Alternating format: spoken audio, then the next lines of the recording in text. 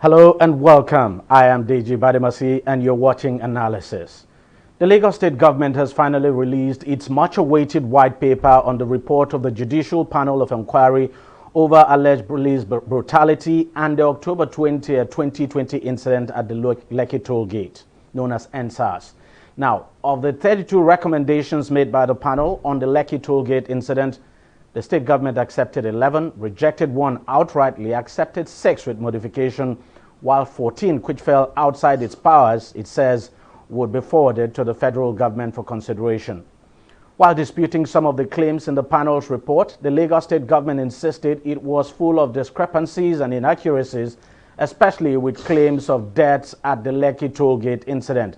It described as baffling the report that 9 protesters were killed during the protest, saying apart from listing out their names, the panel offered no explanation regarding circumstances of their deaths, and that the panel's position runs directly contrary to the evidence provided by the pathologists during the sitting. Part of the state government's position in the white paper report now reads, quote, the findings of the JPI that 9 people died at the Lekki Toll Gate on 20th October 2020 from gunshot wounds fired by the military are based on assumptions and speculations. The inconsistencies and contradictions in the entire JPI report concerning the number of persons who died at the Lekki Toll Gate on the 20th of October 2020 and their cause of death rendered the JPI's findings and conclusions thereon as unreliable and therefore unacceptable, end of quote. The state government also says that it lacked the powers to investigate and fish out police officers as recommended by the panel. Meanwhile, Governor Babajide Sanwo-Olu says although he believed in the credibility of the panel members to have appointed them for the assignment, their work as well as the eventual leakage of the report only reopened deep wounds. The governor has, however, invited some of the youths who were actively involved in the protest for a peace walk to herald the healing of Lagos, as he called it. Of course, the youths that he actually mentioned have all rejected his invitation. Joining me now to discuss this further is Aderonke Ege, who is the Associate Director at Corporate Accountability and Public Participation Africa, that's CAPA. And then I also have Nelson Ekujimi, who is a public affairs analyst and also covered extensively the panel, that's the NSAS panel now, for the entire duration that it lasted. And by the way, that panel sat for slightly over a year. Well, ladies and gentlemen, I should say, thank you very much for joining me on the program. Let me start with you, Aderonke. You've seen the white paper. I wouldn't know if you've read the entire, the two papers now, because there are actually 2 of them. One on what happened at Lekki Toll Gate, and the other one on that's the other one on the issue of police brutality. Now, what's your take on the two papers? That's the white papers now submitted by or published by the Lagos State government. Thank you very much, Deji. Nice to see you, Nelson. Also in the studio, and I say hello to everyone, all our viewers. You asked what's my take. I think it's just if anybody had expected anything fantastic from the Lagos State government being a white paper in response, direct response to the report of the Judicial Panel of Inquiry, I would say that the person is probably the most optimistic person in Nigeria. So would I say that people are disappointed by the positions of the white paper? I don't think so, because you know about the historical lack of trust between the Nigerian people and the Nigerian government, and unfortunately the government keeps fueling that. So, but just to go straight to the point, what's my position on the white paper? I would say that I'm underwhelmed, as a matter of fact. I wasn't expecting anything so fantastic or so judicious, but I would have loved to be really surprised. So we saw the hanky-panky that started playing out right from when the report of the panel was leaked to the public, and how the government of Lagos State began to speak with both sides of the mouth. that was where we knew there was fire on the mountain. So would I say that I'm particularly impressed by the white paper, or I feel like, wow, bravo, now the work is done? No, not at all. As a matter of fact, I'm totally underwhelmed. And I see the Lagos government keeps accusing the panel of contradiction. There were discrepancies and so on. But if there's anybody that is full of contradiction right now, or any setup that is full of contradiction, I would actually say it's the government itself. Because in one breath, but indeed, and in fact, there were discrepancies in the panel's report. Matter of factly, right? But I would now always ask a question. Those discrepancies, do they go to the root of the matter? Are they fundamental enough to totally discredit the report? The answer is no. And as a matter of fact, some of the things that are even called discrepancies, I feel that the government also is not doing a thorough job. So, for instance, when you speak about the autopsy or the pathologist evidence that was tendered, based on which the government is now saying, oh, only one person is accepted to have died, not even 9, not even all of those other names that were mentioned. I would like to remind the government that that medical expert was not the only one that gave evidence. And I would like to refer the government also to, maybe they are basing it on just one, but there were also testimonies from, I remember Grandview was present, there was Reddington, there was Vedic Life Healthcare, and so on. And it seems the government finds it really convenient to just dwell on that one and then look away from the others. And then I think there's one thing that everybody seems to be forgetting really quickly. And that was one of the first moves of the panel to visit the locus inquo. Remember when they went to the military hospital to say, we have some grapevine information based on which we want to do an inspection. And we saw the resistance that immediately followed that. I think everybody is also forgetting that. And this is in the face of testimonies also of people that say bodies were carried away. Let me pause you there and bring in Nelson. Nelson, I know you covered that panel extensively. You were there almost at every sitting of that panel. You've listened to Ronke's take on it. Let me get your own take. Well, thank you very much. Unlike Ronke, who wasn't there, whom I'm sure from the way she has spoken has not read the contents of the panel's proceedings. Because if you have read the content of the panel proceedings, you are talking about fundamental errors.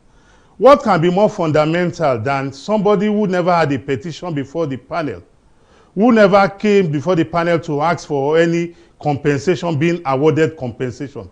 You want to ask yourself, what is the basis? I was at that panel, and I can tell you for free, no case of death at Lekki Toll Gate was established. All you had was hearsay. And if you look at the report of the panel, the findings was just like a bazaar, that somebody just sat down somewhere and said the evidences do not matter. Somebody is alleged to have killed persons, to have shot sporadically. In your findings, you have indicted the person. But you cannot tell us the names and identity of those, the so-called person that you have indicted, killed, or shot. The panel's findings are inconsistent with the evidences adduced. All the hospitals in Lekki axis that treated the end-SARS protesters, who came up with their case notes, medical reports, said all the victims had bruises, concussion, and what have you, and they were all discharged. So if you are saying somebody died at the Lekki toll gate, and you cannot produce the corpse, you cannot produce a medical history, you cannot produce autopsy reports, I think any other evidence than those factual and evidential reports are mere hearsay. We have a case of a policeman who was alleged to have been at the toll gate. That's the Maroko divisional police officer, wearing white jalabia. And when the petitioners were asked, do you have a photo evidence of this man wearing white jalabia and leading his men to shoot? They said no. They were asked, do you know him? They said no. Do you have video evidence? They said no. And the panel invited the man. And when they were asked that, what is the source of your information? The petitioner said people living around the shanties told us, which was hearsay. And the panel summoned the man. And the man courageously came and said, well, I wasn't there. If anybody says I was there, let him produce the evidence. And lo and behold, even those that were claimed to have said they saw him were not summoned to come and appear and corroborate their evidence, and you arrive at a conclusion that, oh, the man must be guilty and he should face prosecution. You look at the panel's reports. I'm surprised that you are castigating the white report. The white report is meant to give justification for any decision.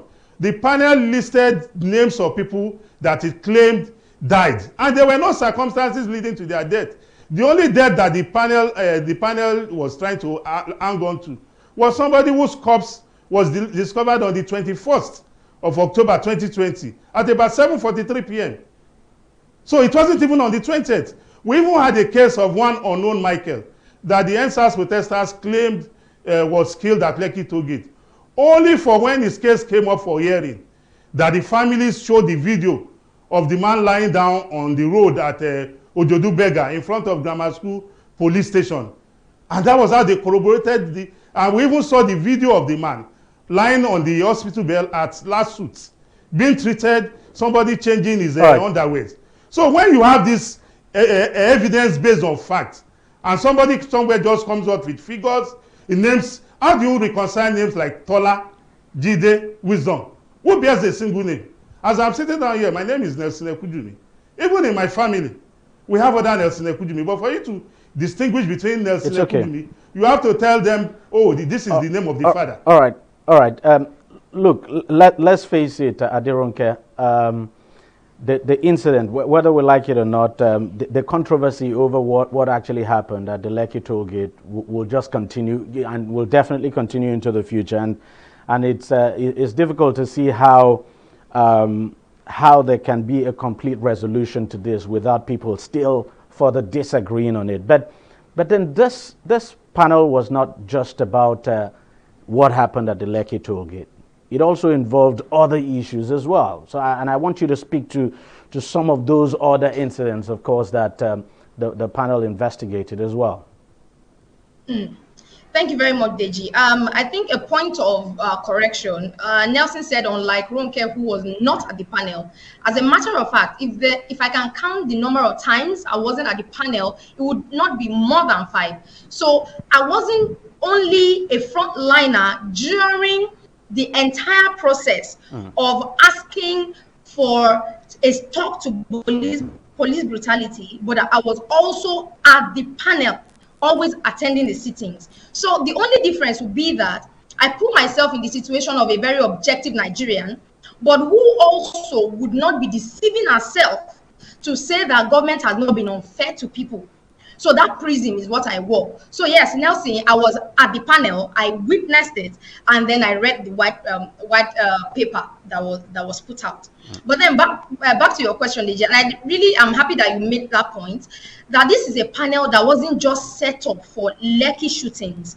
This panel was also supposed to look into all the allegations of police brutality and all those that were covered at least within the jurisdiction called Lagos State. And that is where the problem itself lies. Now, when the panel needs people, and by people, I mean people who occupy crucial positions, who have been also indicted by people who are coming forward to accuse them of saying you play A role or B role or C role or D role. And these people fail to show up. So there's something, the first principle of fair hearing is hearing the other side. Yep. Countless occasions where the military was invited to say you were indicted for so and so and so, and the military did not show up. What did you expect them to make of it? So now here is a situation, and the reason I said even the government of Lagos State was contradicting itself. You set up a panel, and you try to convince everyone. Remember, as at the time this panel was being set up, Nigerians were actually not optimistic. At least most of us were not optimistic because we felt this is another, we have seen it in the past, historically. Things happen, you set up a panel, and what comes out of it becomes just rhetorics and politics, and everybody moves on. So that was the expectation of people on this one. But the same Lagos State government came out to say, look at the character and pedigree and antecedent of people who are making up this panel, including the retired justice who was the chair of that panel. And, going on and on about how competent and how unbiased these people are. Yeah. These same people have now come up after a year to give you their findings, their report. I don't know of any system in the world that has a perfect system. I don't know of any country where are you suggesting that the Lagos State government should not have reviewed the report? That no, what they should I have am just saying in a implemented nutshell the is, report the way. oh no, not by any means. So what I am saying is, if by yourself you have come out to vouch for my character, my pedigree, my integrity, and then in the same breath, because some findings have now been brought out that don't necessarily favor you, suddenly those people are now being talked about as though they are not the same people you praised at the beginning. But That will not be acceptable. Do we have a situation where the Lagos State government has been proven to be attacking members of this panel? Because not at all. Not at all. But what the Lagos State government itself is saying is, oh, we cannot accept this and that because, there are so many discrepancies, the report is full of errors, and so on. And that's why I spoke about what is fundamental and what is not. Even in a court of competent jurisdiction, you find evidences that have not been adduced, but because you cannot descend in the arena. However, you have certain people who have come forward to testify, to put forward their evidences. And like what Nelson said, and this is where I would disagree, there were also testimonies that bodies were carted away by men wearing uniform, military uniform, even after, while the shooting was going on. All of that is there. So if you are saying that, there are no bodies, and that's why I made mention about the visit to the military hospital at the beginning, because if you are saying, supply the bodies, let me just tell you what it might begin to look like. But let's quickly address that military hospital issue. Please, I want to quickly address this. Okay, Nelson. Let me get your take on that, because I'm aware of that. One thing we should always guide against is misleading the public. When they went to the military hospital, when the panel visited the military hospital and said they had information, they just wanted to barge in there. That is a military institution. Even this studio that I am in, before I will get into the studio, I must first fill the visitors form, and whoever I want to see or my purpose of coming there will be inquired. They got to the military hospital. At the end of the day, they got to realize that the military hospital had been out of use for over a year, and that was an established fact. So you saying they were disallowed, my sister, an hospital is a place for recuperation of people who are mentally or physically sick, and it is not appropriate anywhere in the world where somebody will just get into an hospital and you just go in. It is against the ethics of any institution. So please let us get that very, very clear. Then you talked about bodies. My question is this: the posers we are asking ourselves, we were not there on the 20th of October 2020, but the only way we can be convinced is when you produce facts. If somebody has said bodies were carted away, please, can we have the names of those bodies? Can we know the families where they live? Can we have their pictures? So when you are talking about evidence, we are talking about the judiciary is not a cinema house. It's a place for serious business. When you go to court, it is said that the case must be proved beyond reasonable doubt. If not, anybody will come there, and make a fool of us. Somebody has alleged that persons were killed. And the simple question we are asking, where are the corpses? You said the corpses have been carted away. We now said, do you have the identity? Nobody has come forward with the identity. People just, how can you come up with a name like Tola, Wisdom, Jide? There are 1,000,001 Tola in Nigeria. I don't know what their surnames will be. There are 1,000,001 Wisdom. So when you have alleged that bodies were carted away, can you please provide a physical description of where these persons live? Because I'm sure none of the so-called corpses that people said were carted away by men in military uniform, none of them exist in the moon. They have family members. And somebody has said, the family members were afraid to come out. So if the family members were afraid to come out and they cannot adduce this evidence, then how do you arrive at the conclusion? Because the conclusion should naturally flow from the premise. And when you go outside of the premise... But let's face it, Nelson. Just as I said, just as I asked Ronke earlier, whether we like it or not, the panel was not just about the Lekki tollgate incident. Absolutely. But with what we're having now, it appears the Lekki tollgate incident is now overshadowing other parts of this report, because there are other issues also equally important as well. But unfortunately, these issues are not being given attention at all. They're not being given attention in any way. Even though the panel can say, okay, maybe it was not their responsibility to investigate what happened at the Ikoyi prisons, for instance. We know from what we have seen from the panel's report that 21 persons died at Ikoyi prison. 21 persons with gunshot wounds. And people are not talking about that. Yeah. 16 persons were roasted alive at Fagba from the autopsy report. And you know, the beauty of the autopsy report by Professor Bafunwa was that some cases of persons who were missing on the during the EndSARS protest, that their families came to the panel and said, my brother was shot by the police. And the police came out and said, we don't have any record of your brother in our custody. The families came out with the names, they came out with the pictures. And at the end of the day, when Professor Bafunwa, luckily for the panel, Professor Bafunwa came up with the names of those that were identifiable. And we saw some names. And that was how the families were able to get justice. Those are hard facts. That is what we are saying. Let's just quickly take a short break here. We'll come back. I still want us to discuss other aspects. Look, as unfortunate as it is, you know, that's a Lekki toll gate incident. Now, as unfortunate as it is, and concerning the controversy this is generating, the truth is that that report was not just about the Lekki toll gate. So I also want us to look at these other issues that we're not talking about now. We'll take a short break and we'll be right back.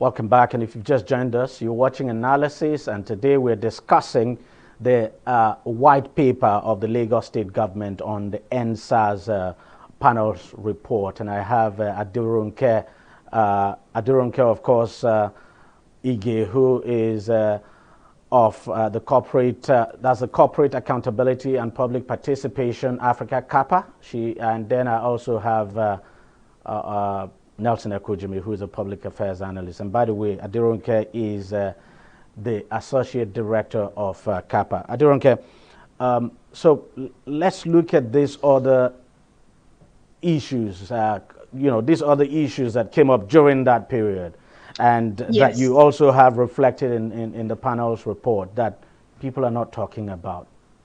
You look at, okay, Nelson just talked about the number of persons who were killed at Fagba. Well, talk about the death at deaths now at the prison, and talk about several other incidents. Even though, yes, Ikotu and all of that. Even though these issues, some of them were not covered by the panel's report, they came up. They came up. So beyond the report of the panel and the white paper as well, what do you think should be done about these other incidences? Absolutely. Every case is equally important. And now we're talking about the lives of Nigerians. So the reason I believe it will seem like, the Lekki incident kind of suddenly overshadowed every other one is the fact that that was one that a lot of, even beyond Nigerians, were able to follow through real-time technology. You know, like when some of us speak, I was at the and surprisingly, one of the things that the panel said, I think I remember, the panel did raise issues with the abuse of social media at that time. I know it's contained in the panel's report that, and one of the recommendations, of course, the panel made was that something needs to be done with the abuse of social media as well. So probably that's part of the reasons why the Lekki toll gate gained the kind of traction it gained. Yeah, it it takes the front burner. But funny enough, even when we talk about the abuse of social media, there's a part of social media called real-time technology, and that's what we are doing right here. So if I am doing something right now, Deji, and you are observing it, it is very hard for anybody to dispute it because it's real time. It's not like, oh, I did something yesterday and somebody captured it in video and it is possible to be edited. That one is not an editable thing. Everybody is following. And that's what happened on Instagram Live the other night on the 20th of October when we were watching. However, let me quickly make allusion to something. We spoke about, and I think it was Nelson, when he was talking about, oh, how do you barge into a facility such as the military? It was actually the morgue they were going to inspect, not even the hospital. Now, I'm a lawyer myself, and to every general rule, there's always an exception. We have heard about bust operations. Now, if I learn that something is in your custody, something of interest, it might eventually be counterproductive if I call you ahead and say, I'm coming tomorrow to check so and so. You might just tidy up the body of evidence in a manner of saying. But the question is, yes. Why would the military take bodies away and hide them? Bodies of people they killed and hide them. And up till this moment, people have actually not come out to report that, look, this person is missing, that person is missing, we can't account for our family members and all of that. We don't have that case. Yeah, I think it would be wrong to say people have not come forward to say somebody is missing, that person. Every day in Nigeria, we hear news about family member missing. No, I'm talking about the Lekki Tollgate incident now. No, I get you, Deji, absolutely. Now, let me give you one very, very factual piece of something that happened during the protest that people are overlooking. It was a combination of all sorts of people. You had people in the working class, you had people who were unemployed Nigerian youth. So everybody kind of found a space and a voice within that struggle. But let's go back to my question, because we seem to be deviating again. What do you think should be done with these other issues that are not reflected in this the white paper and the panel's report? I think for me, I agree with you totally. Every case is important. Every Nigerian life is important. So as much as it even looks like some take center stage for very understandable reasons, we cannot also overlook or underrepresent all those other cases of Nigerians that were brutalized by the police, either SARS or even other other uniform officers, or even in holding facilities, correctional facilities. We've heard about those cases. So we cannot overlook anyone. No life is more important than any other life. Yes. So and even policemen who were killed during that period. Absolutely. So for every life that was lost, anyone that has come forward to say, oh, I have a family member, or even those that some of us are insisting that the reason their names are not being mentioned right now is that they seem to be faceless Nigerians, people who might even walk away from home and their families don't even realize that they are missing until after a year. We have a lot of those people in Lagos. We are working directly right now with survivors of Lekki shooting. I tell you, and I kid you not, some of them will tell you that they left home, let's say maybe even 2 years ago, and they just know they're in Lagos and somehow surviving. And some of them are breadwinners, some of them are street hawkers, such that if they get missing today, they are likely not to even be found because nobody knows their name, nobody knows their surname, nobody knows their home. So it would be unfair to feel that those Nigerians, such Nigerians don't exist, especially in a country where there's no database. It would be really unfair. Nelson, let me get your take on this. My take on it is that, like any discerning being, I was at that panel to hear stories for myself. And I'm happy that the panel made recommendations with regards to training and retraining, as well as psychological evaluation of our security agencies. That, for me, is one of the ways to go. Also, in the other reports, compensation were awarded to victims who established their cases. That's a report on police brutality. On police brutality. Yes. And some officers' names were mentioned. I expect that part of the recommendation is that those indicted officers and the cases, the proceedings of the panel will be availed the Police Service Commission as well as the federal government, so that necessary action is taken against such erring officer. I heard cases that at times I was like, can this happen? And when a victim narrates and removes his shirt to show you the scar, you will be convinced beyond reasonable doubt that this person really went through this harrowing experience. So we have seen quite a number of cases like that. And one of the reasons why we were at that panel with an open mind and not a jaundiced one was for us to record what has happened for posterity, such that we will not have a reoccurrence again tomorrow. Because those persons who were victimized, who were brutalized, they are ordinary Nigerians like you and I. And I felt their pains. You need to listen to the tales of some of these victims, how they were hanged like animals and made to undergo torture. And they corroborated it with video evidence or photographic evidence of their treatments, even in the hospitals, as well as their visit to the police station and what have you. And the police even admitted that, oh, he was in our custody, but we didn't touch him. But the medical report countered what the other party was saying. And these are hardcore evidence. It was not just based on a man coming there to say, oh, this happened to me. And when you are asked to corroborate, you say, I don't have any evidence to corroborate, except you believe me by word of mouth. I don't think any society runs like that. And even the judiciary does not operate in that way. The judiciary must be convinced beyond reasonable. You also had persons who came to the panel, and when the heat of interrogation came up, some of them had to abandon their case, and some of them discontinued. There were even cases that had already been decided in courts of law that the panel had to tell the petitioners that we cannot be an appellate court. Your matter that you have brought here has already gone before a court of law and has been dismissed.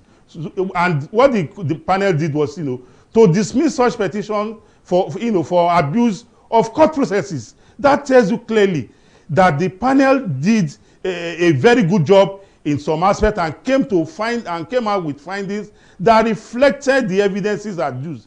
But in some other cases, like the one we are talking about, the evidences adduced do not match the findings. And that is what we are quarreling about. The Lagos State government has a responsibility that if you say somebody was slapped, there must be documentary evidence to show. Did you report at a medical facility? You can't just say I was slapped and the only thing you come there is to say, oh, I was slapped and my ear has been paining me today. The panel will ask you, did you report at a medical? Are you a doctor to know whether it is the slap, the assault on your face that is causing your injury or not? And if you cannot corroborate, we saw cases like that where persons alleged that policemen slapped them, and when they could not provide evidence of a medical attention as a result of that slap, the panel dismissed the case and said, well, you have no case here. This is your hearsay.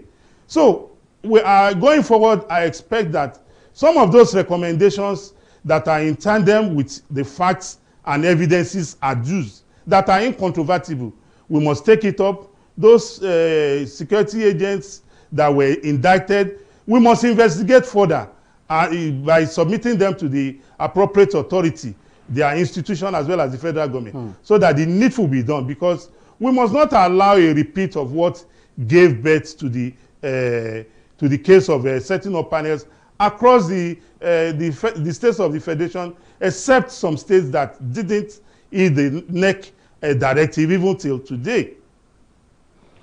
Well, the truth is that whether we like it or not, the Lekki Tollgate incident will continue to generate controversy, and there can be no agreement on it.